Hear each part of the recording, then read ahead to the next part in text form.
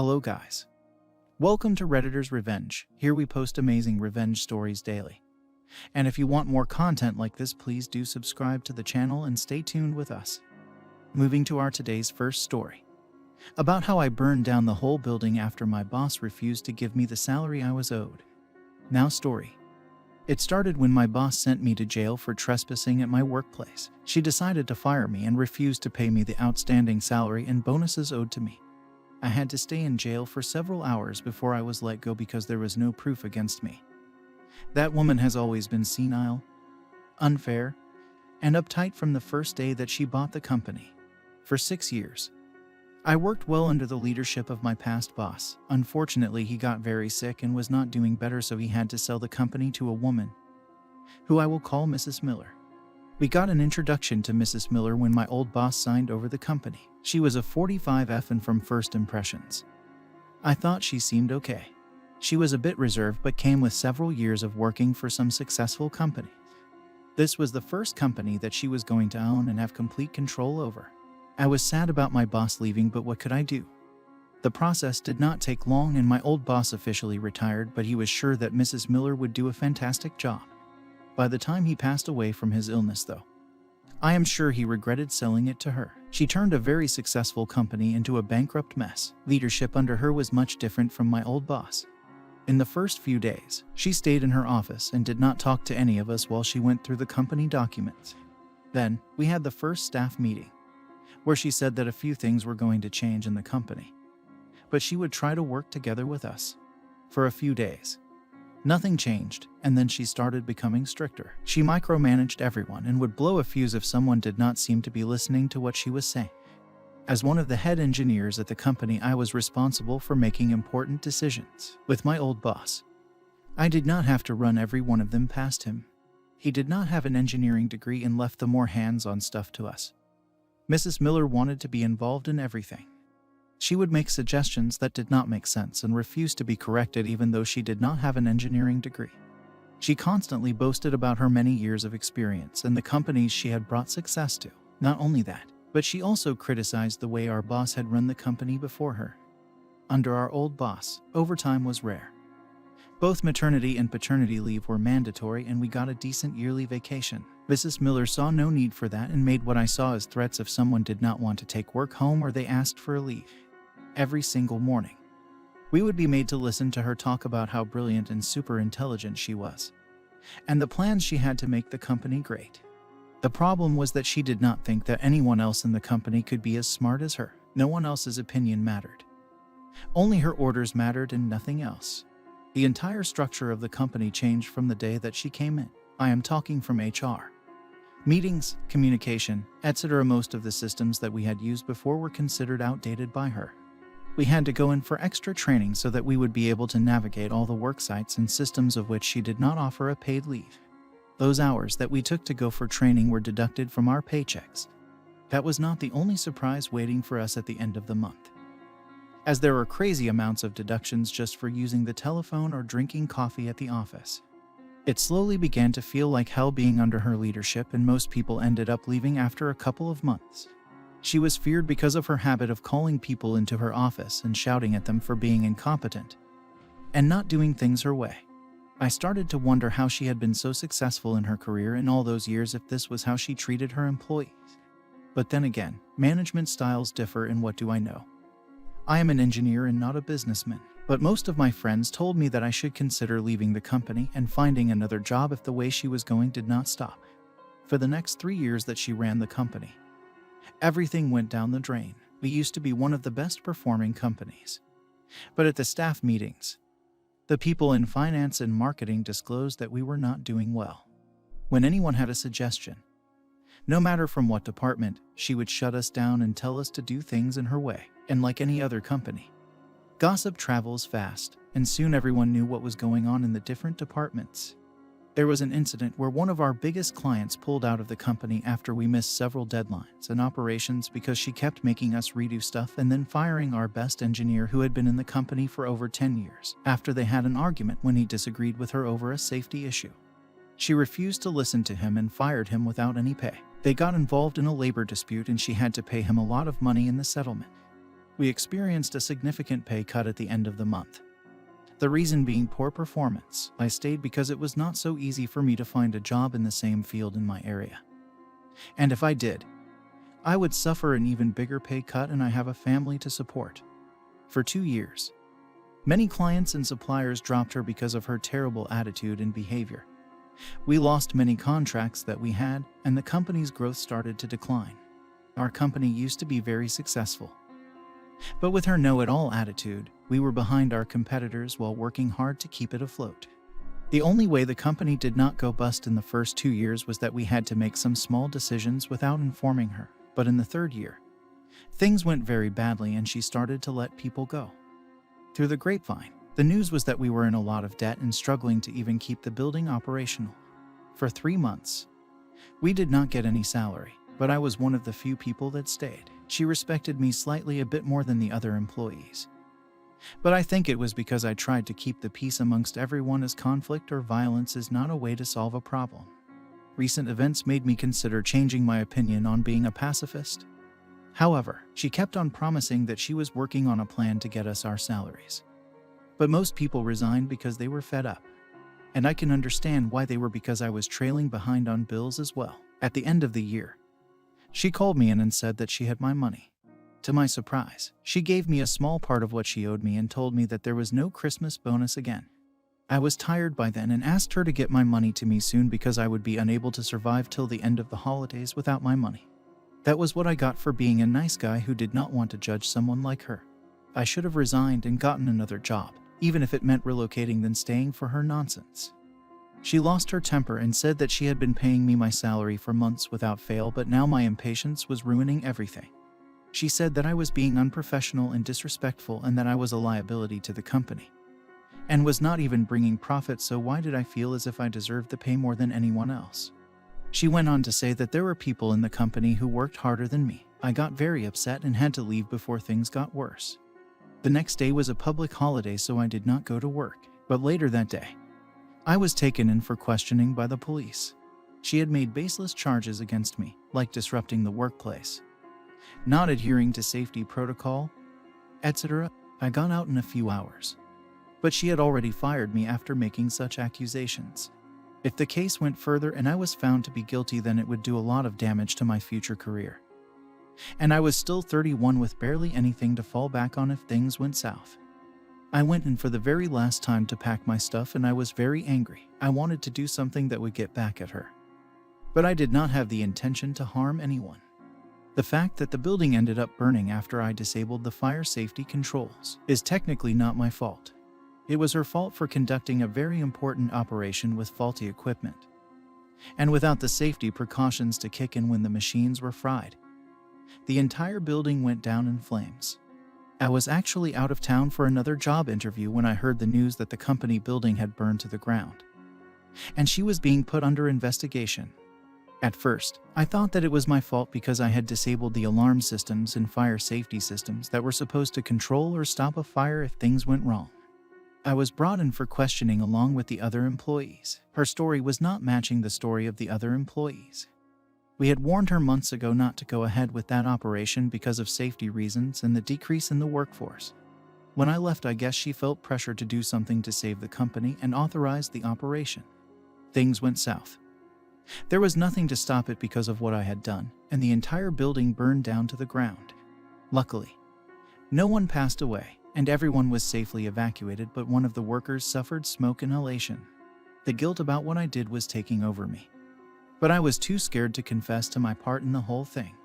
But in the end, I knew that the truth would come out and was ready to face any sentence that I was going to get. I was quickly dismissed as the root cause of the fire. They said it was her fault because she signed off a document stating that all safety measures were in place, even though they weren't, because she wanted to cut corners. I got off with a few days of community service, but get this. The building was not insured because while she had been trying to save costs, one of the things she got rid of was the insurance. The whole company was now gone, burnt to the ground, and she was to blame. The false case that she had built against me, accusing me of untrue things when she did not pay my salary, went before a labor court. Several more employees decided to build a case against her because of the unfair pay cuts, along with her refusal to give them their 3 months' salary. No one in the company liked her. And they all wanted to make her pay for the way she had been treating us from the first day that she came. The company had been losing millions for a very long time according to the financial people. And the main reason was her ideas. Unfortunately, the owner had not done research before selling the business to her. Because at the workplaces where she had worked previously, many people did not like her because she took advantage of people and did not pay them. A lot of the people in town were very angry with her. Once what she did got out in public, things went in my and the other employees' favor at the labor court. She tried to prove that we all had a personal grudge against her because she was a woman. This was completely untrue because the company treats men and women equally. I have had superiors who were female before, but they have never treated me the way she did. I put in extra work, even though she did not appreciate me, because the company had been good for me in the past, and now she wanted to ruin my reputation so that I would have a hard time finding another job again. The amount of proof against her for mismanagement was overwhelming, and the court ordered her to pay a settlement fee that would be divided between all of us employees for whom she had not paid salaries. The other ones who had a different kind of dispute with her had a different case. We live in a small town, so obviously rumors fly. While I was still waiting for my settlement fee, then I would see where to go from there. My wife told me that Mrs. Miller has been kicked out of her house by her husband. He was a very rich and respected businessman whose entire reputation had been ruined because of the fire and the accusations against his wife. My wife filled me in on everything, which she heard from her friends. It seemed that her whole family had turned against her after that incident, and they did not want to be associated with her. Her reputation was ruined, and it would be difficult for her to ever get another job again. I did not care about all of that. All I wanted was the money that I was owed. Her house went up for sale a few days after that. Then suddenly I got my money for the settlement. As for her, I thought that I would never see her again, and I was glad for it. She did make her bed, so now it was time for her to lie down in it. I got started at a new job a little out of town, and I had already forgotten about her. I did hear one time that she had been rushed to the hospital and was sick with some disease that I did not know of. It made me wonder if the disease had been caused by her losing everything in her life in such a short time, or if it was just coming for her. It was weird to think of her as sick, but I saw her several times and she looked so frail, like she had not even been eating well, and I felt a little bit sorry for her. But what she had almost done to me was something that I would never forgive her for. She passed away from some medical condition. Not even a week after I saw her, my mom, who has always been kind to everyone no matter what, had seen her in church several times and they had conversations. Mrs. Miller was now alone because everyone had left her, and she was in a ton of debt even after selling her house. She was sick from something caused by stress and no longer eating in her last days. Do you know what the sad part was? She had no one to claim her body and had to be buried by the state. Her now ex-husband wanted nothing to do with her, including her family. The whole thing is suspicious to me, because why would they disown her now? Was it that they tolerated her because she had money, and now that she did not, they decided they were done with her? But yeah, I think she takes the cup for one of the most horrible bosses I have ever had. Now, here is the end of first story. I hope you enjoyed it. Guys, let me know what's your opinion about this story in the comments section. Or you can also share your experience with a whole boss or managers, and what revenge you would take. I love to read your opinion. So before moving to the second story, please hit the like button and do subscribe to the channel to stay tuned with us for more awesome stories. Now, moving to our today's final story, about how my girlfriend's family basically abandoned her for dating me. Now story. I dated a girl a year below me in high school for about 10 months. In those 10 months, she had broken up with me 4 times, and it was a very toxic relationship. After that, and after graduating high school, I had seen other girls but never got serious with anyone. Fast forward to later in my freshman year. My ex's sister, who's my age, reaches out to me because she wants to transfer to my university and wants to know about it. And I'm the only one she knows. I start telling her about it and all the funny stories of my freshman year, along with all the actual things she should know about the college. This gets us to talk once or twice every week or so. I hear from her that my ex has already dated 2 or 3 other guys after me and has completely moved on from me. My ex was the first girl I thought I loved because of toxicity in high school, and so to give myself closure, I wrote her a letter for her graduation and emotionally moved on. During that summer, the sister and I start to talk a bit more. She's in another relationship at this time. We end up having late night talks about feelings and even have Netflix parties virtually watching Avatar because there was nothing else to do in quarantine. I start to notice I'm developing feelings for her when she brings up her sister and I don't care. But when she brings up her college boyfriend, it bothers me a little. Fast forward to when she transfers to my college and we talked a lot more. I realized that I'm starting to like her too much, and it was my belief she didn't like me because of the nature of who I am. So I confessed to her that I've developed feelings and said we should talk less so I can move on. We started talking every day at this point. She tells me she thinks she has developed fast feelings for me too, and she breaks up with her current boyfriend. We go on some walks together and talk, and at the end, I walk her home and hug her, but that's all we do. She talks to her sister, and at first, she supports it but then says she's uncomfortable, so the sister tries to end things with me right there. It hurts, but I'm okay with this. However, the sister continues to reach out to me as if nothing was wrong and we're friends again, so we repeat the cycle and start seeing each other again. However, the only intimate thing we do is a hug because she isn't sure if seeing me is quite right yet. This continues for the whole semester and she tries to stop things multiple times but then continues to want to see me. During winter break, I'm not allowed to see her because she's too afraid to tell her family she likes me and wants to date me. She has severe anxiety issues and her family is also not very nice. However, her family suspects that we've been seeing each other because they know we text a lot. And her sudden breakup with her boyfriend and her desire to stay at university despite virtual classes. This creates a lot of tension in her family. The mom tells her she's an awful person for even thinking of liking me and told her that she makes her cry just thinking about it. Furthermore, the stepdad yells at her and says that she and I never have happened and never will happen. Then, on my ex's birthday, the mother tells the sister that she ruined my ex's birthday because my ex thinks we're secretly dating. Ex witnessed her FaceTiming me. This, along with a couple of other things, pushes the sister to a breaking point as she now feels that if she even talks about liking me, her life with her family will be over. The only person she can talk to about this situation is me, making me her only pillar of support and making us grow even closer together. She says we need to end things and just be friends, which hurts again, but I understand, of course. However, she wants to see me one last time because she says she needs a hug. Once school starts, we hug, but we can't stop seeing each other like we're crack addicts wanting just one last hit. Her family believes they've effectively gaslighted her into thinking she's a terrible person and will stay away from me, but they inadvertently just pushed her further into my arms. The sister also tells me that my ex had a bad breakup and had fallen in love and also thinks she loves some other guy, basically that she doesn't have any kind of feelings at all for me in that way. Because of everything that happened, the sister is not emotionally okay and sees me as her only source of comfort, which gets us to see each other more. This persists the whole semester until we end up confessing our love to each other. She gets help and sees a therapist and is back to recover. We also have a very healthy relationship with lots of laughter, love, and communication. During the next summer, I can yet again not see her because she's too scared to tell her family due to the mental scar from her winter break. Towards the end of the next fall semester, the mom finally gets the sister to confess to her that she likes me and is very supportive at first. She encourages her to tell my ex because the mom believes it would be fine. After all, it's been enough time and doesn't want her finding out from someone else.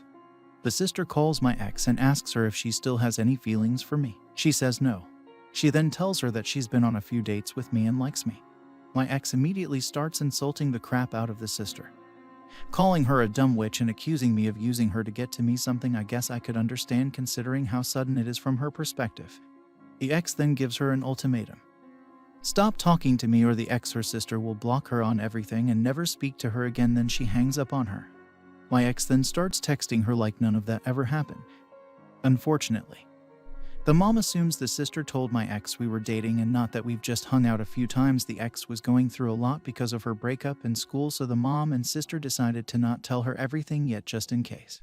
The mom accidentally reveals that we're still seeing each other to my ex. My ex is dumbfounded as she assumed the sister followed her ultimatum and stopped talking to me, which is why she started texting her like normal. My ex then blocks her on everything except Messenger. The sister's family then slowly starts to turn on her because of seeing how hurt the ex was. And on the sister's birthday, the mom yells at her and hangs up the phone, ruining her birthday and reducing the sister to insane fits of crying the entire weekend. My ex then calls her to rub in the fact that mom yelled at her and then says she has no sympathy for her and then hangs up. The family completely takes my ex's side. In the next few days, the mom and stepdad call the sister and tell her because of what she did to my ex, they're no longer paying for her college and rent. They're making her file independent. They're taking her off the car insurance, taking her off all streaming accounts and Apple, changing all passwords. No longer allowing her to come home for Thanksgiving or Christmas break, taking her room apart at their house and putting all her stuff in trash bags, and going on vacation without her. Additionally, they block her on her little brother's iPad so she can't talk to him anymore, and they tell the little brother that she's forgotten about him, and they even refuse to take the Christmas presents she got for her little brother because they didn't want him to know she cared and told her to donate them. The stepdad calls the sister classless garbage, and the mother tells the sister she'll never have her dream life, and that even if we truly love each other and get married, nobody in her family or extended family will come to our wedding. They accuse her of doing all of this to them and hurting their family in such a deep way, along with a lot of other hurtful things. This has completely broken my girlfriend, who now believes she deserves everything that has come to her and that she's a terrible person for falling in love with me. Despite everything each member of her family has said to her, she still cares about them very much because she genuinely is a very caring person. But she couldn't help but fall for me.